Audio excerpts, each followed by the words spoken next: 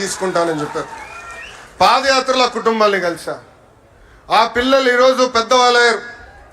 ఒక డెలాయిట్, ఒక టీసీఎస్ లాంటి సంస్థల్లో ఈరోజు పనిచేస్తాం జరుగుతుంది. నేను బయట ఎంత పోరాడుతున్నానో పార్టీలో కూడా నేను అంతే పోరాడుతున్నా.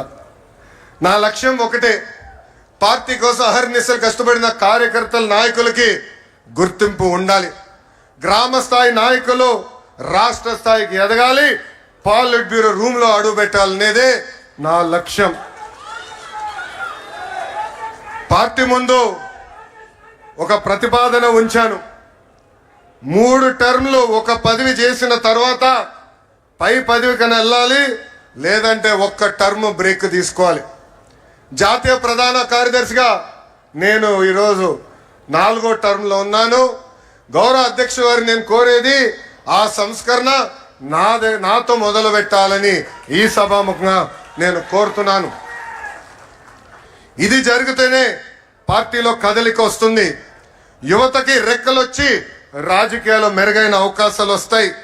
నా స్టైల్ ఒకటే, సీనియర్ని జూనియర్ని సమానం గౌరవిస్తా, పనిచేసే వాళ్ళకే నేను ప్రమోషన్ ఇస్తా. పసుపు జెండా ఇంకో 40 ఏళ్ళు రెపరెపలాడాలి. దానికి ఎప్పుడూ నిరంతరం పార్టీలో యువ రక్తం పారాలి. దానికి అందరి సహకారం ఉండాలి. పెద్దలందరూ కూడా ఈరోజు పాలిట్ బ్యూరో సభ్యులందరూ కూడా యువకుల్ని పెద్ద ఎత్తున ప్రోత్సహిస్తున్నారు. రండి, కదలి రండి, ఒక ప్రపంచంగా ఆంధ్ర రాష్ట్రాన్ని ముందలు తీసుకెళ్దామని ఆంధ్ర రాష్ట్ర ప్రజలు కూడా పిలిపిస్తూ, నేను ఎక్కడికి వెళ్ళినా రెడ్ బుక్ గురించి డిస్కషన్.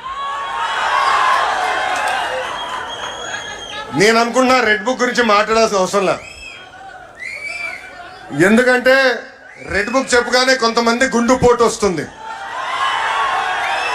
రెడ్ బుక్ చెప్పగానే కొంతమంది బాత్రూంలో కాలు జారి చెయ్యరగొట్టుకున్నారు. అర్థమైందా రాజా? అర్థమైందా రాజా?